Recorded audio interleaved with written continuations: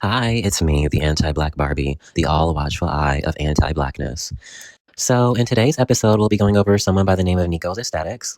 If you're not exactly sure who this person is, they were a popular queer YouTuber who used their platform to predominantly talk about colorism, anti-Blackness, racism, homophobia, a variety of different subjects. But at some point within the future, they ended up pivoting to becoming an OnlyFans model. Now, before we kind of go too deeply into them, I'm going to go ahead and try and lay the foundation as to why we're talking about them in the first place. So if you're following me on Twitter, which you should if you don't, you probably already have an idea of what I'm about to talk about.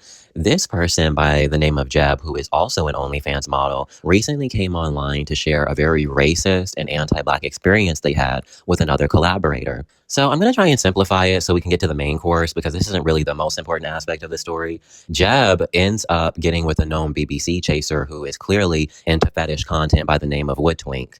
At some point within that interaction of them meeting, Woodtwink begins to ask this person to engage in race play. Now, for whatever reason, this person didn't necessarily find a big deal out of this person essentially trying to make them their pet monkey in the bedroom. So they keep going with the interaction. And at some point, I guess it got too rough. And the white person decided they were no longer interested and the collaboration didn't get uploaded altogether. I feel like everyone is entitled to use their platforms the way they see fit. I, however, am at a place in my life where I just don't feel like it's productive to have conversations around racism or race play when it comes to chronic swirlers. I've just kind of reached this point in my life where I feel like if you're committed enough to centering non-Black people in this racist political environment, then you should be committed enough to understand that your experiences on average with non-Black people are going to be racist.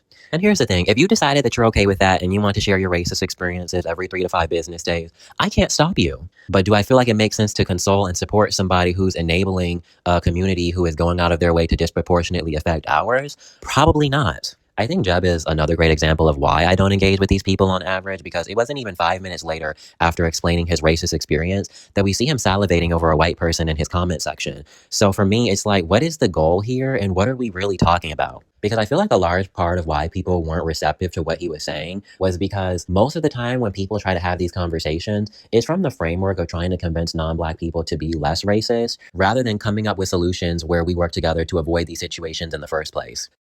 So I'm sure you all are wondering, what does Nico Aesthetics have to do with this debacle? And it's a little combination of two things. The first was that they were going out of their way to be condescending. They were trying to exaggerate why people were upset, saying that they were jealous or bitter that somebody just decided to date outside their race, rather than viewing it from the framework of giving them advice on how racist this political environment is and how that's going to shape how they have to interact with non-Black people. And I think that the second and most core issue as to why people were upset was that Nico was unusually adamant about defending the BBC chaser that Jeb named as his accuser. Now, pause. Nico Aesthetics is the person who has made their entire platform off of pushing back against colorism, pushing back against anti-Blackness, pushing back against race play, pushing back against hypermasculinity. But for some reason, Nico is deciding to co-sign somebody who does nothing but contribute to this anti-Black imagery. Because when you look at Woodtwink's body of work, it doesn't take a genius to come to the conclusion that his content is very racially motivated. The majority of his content is centered around him being a white bottom in relation to a BBC Mandingo top. It's not to say that he doesn't get with non-Black people, but on average, the majority of his content is designed to push racially charged, stereotypical, anti-Black imagery. And while I find this to be a simple concept to understand, Nico seems to think otherwise, which means that typically something else is going on as to why he's gaslighting. And of course, with a little bit of time and information, we find out that these two have hooked up on multiple occasions, which is clearly motivating his decisions and why he's saying what he's saying. So a few days later, Nico comes out and responds to the backlash he was receiving in regards to defending Woodtwink. And again, as you can imagine, he held everybody accountable but the white person who decided to ask somebody to engage in race play. He goes so far to say that this person is not racist, he's chill, despite understanding and acknowledging in his own video that Woodtwink asked Jeb to engage in race play. If you understand that someone is asking another person to engage in race play, then how do you come to the conclusion that this person isn't racist? And when I heard him say that, I just was thinking to myself, if you can lie about this, you can lie about anything. Because in my mind, it speaks to a level of dishonesty that is not only unforgivable, but is also extremely violent to his community and everybody who listens to his messaging. I will say though, I'm pleasantly surprised to see that his audience isn't as naive as I thought they were. Even though he was going out of his way to hide every single comment that disagreed with him, they came out the woodworks and really let him know, like, this isn't funny or a game. And from my perspective, it seems like that's how Nico Nico is interpreting this is a game. I mean, he's coming online making just very superficial comments about people wanting to get fame off his name or try to get likes off of using his name. And it's like, no, I mean, people are just genuinely offended that you're defending a racist. And it's like the fact that he's not able to compute as to why people are upset and thinks that it's coming from like a place of jealousy or insecurity really speaks volumes to his mindset in regards to these situations. She's not like really anything that I would be jealous of. And the fact that she continuously pushes this narrative just speaks again volumes to how highly she thinks of herself in regards to others. And I think the worst part about it all is the fact that he's hiding comments. Like, I mean, it wasn't bad enough for you to come online and basically defend a racist, but now you are going out of your way to silence people who may not feel comfortable with you doing that, considering you advertise yourself as a pro-Black activist. It's so funny to me because he's the type of person who is willing to hold everybody accountable but himself or the people in his general orbit. And those are the most dangerous people to be around. They're the ones who will put themselves on a high horse and make it seem like they're better than others while they're going out of their way to actively contribute to the problem. And for me, it's like, if you're not willing to hold your friends, your acquaintances, your coworkers, your family accountable, then you shouldn't be trying to position yourself as an authority on these subjects. So not to pivot, but a little bit after I made this video the first time, another Black person had came forward and shared a racist experience that they had with Woodtwink as well. So essentially, Woodtwink was trying to meet this person, and after being rejected, they decided to hurl a barrage of racist insults, especially them calling them the N-word with the hard ER. And while I'm happy that this person came forward to just kind of corroborate what we were already thinking, it's like the fact that this even has to be explained in the first place to somebody who has positioned themselves as an authority in the Black community is extremely disappointing. Like, it shouldn't take a rocket scientist to understand that someone who engages in such anti-Black and racist imagery probably has a low opinion of Black people. We can even look to the Devin Franco situation that just recently happened where they were referring to Black men as human dildos. It's like, it doesn't take a rocket scientist to understand that someone who consistently does imagery where they are one white bottom in relation to like 7 black tops is probably not going to see Black men in the most humane light. Okay, so this video isn't completely depressing though. I actually got some good news that his video was taken down after being mass reported.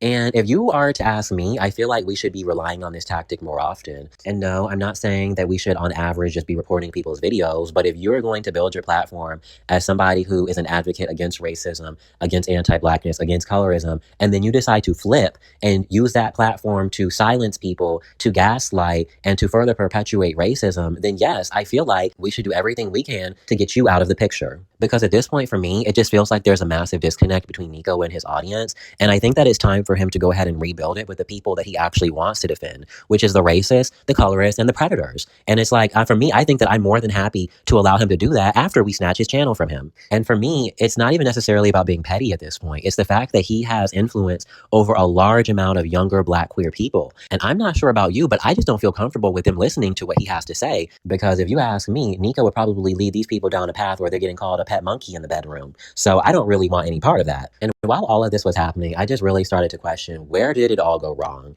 And I think one of my first memories as to when I started to be suspicious of what was happening was when he started to collaborate with Raheem Shabazz. And, you know, I feel like you all are entitled to have your opinion of him, but I think that just like Woodtwink, he also has a very large catalog of anti-Black, very hyper-masculine imagery when it comes to Black men topping.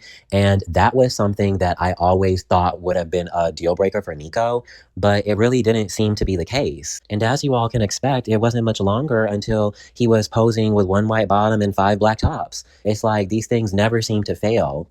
And I just want to throw in a caveat because I know people are going to say this. I'm not necessarily somebody who is in the business of policing sex workers' bodies, because I do know that it can be a little bit more complicated and that they are going to typically have to work with non-Black people to some extent. However, if you're going to make your entire platform off of being a pro-Black activist, at the very least you could do is maybe not do a scene where it's like 5 black tops and 1 white bottom. Maybe I'm asking for the stars, but I just feel like if somebody were to ask me to pose in that scene or to do that scene, I would have said I wouldn't have been okay with that. But I think what I find ironic about it all is that, from what I understand, Nico decided to go into this industry so they could try and push back on the stereotypes, that they could bring awareness to sex workers' experiences in the industry. And it's like, if anything, you've contributed negatively to how they are going to be perceived. You are pushing anti-Black narratives. You're normalizing race play. It's like, I mean, you're doing the exact opposite of what you said that you were planning on doing when you went on this adventure in the first place.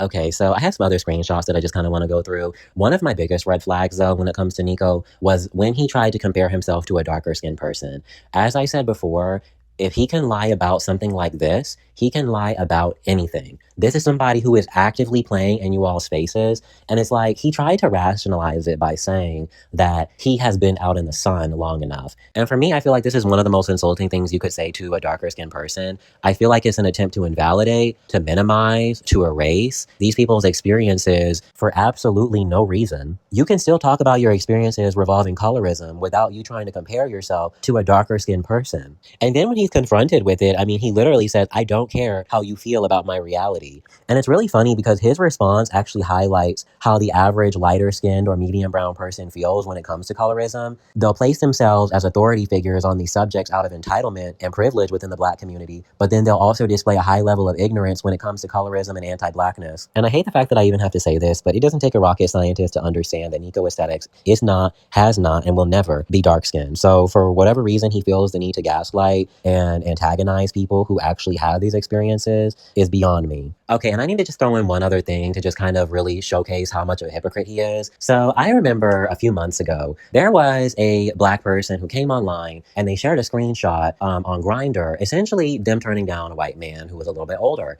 And within the conversation, they were explaining to this white man that they should be going for people at their age and that a lot of white men are very predatory. These are all facts and true. And what this white person does is they respond by calling the Black person a monkey. So again, I'm sure you're wondering, what does this have to do with Nico Aesthetics? Well, a little bit later within that interaction, we see Nico co-signing this comment, basically saying that he provoked this white man into calling him a monkey. And it's like, what are you saying? Like, so, okay, because I explain the racial inequities and the systemic imbalances between white and Black people, I now deserve to be called a monkey. Like, I'm just going to leave that there. Okay, and my final example was when there was this debacle around Kept Secret, where there was a Black bottom who came online and shared that Kept Secret was very rough and it was a very uncomfortable experience. And Nico's response was basically, well, that's how he films and I don't think that he was rough and X, Y, and Z. And it's like, okay, so what happened to believing the victim? Because from my perspective, every single time I turn around, this person is going out of their way to try and downplay and minimize what a Black bottom in particular has to say. And again, it comes to no surprise to me why she's singling these people out, because she's invested in maintaining a hierarchy. And you can look to the way that he defends Raheem and the way that he defends Woodwink blindly to understand that if you are not a hyper-masculine Black top or a white person / white bottom, you more than likely are not going to receive the protection of Nico Aesthetics.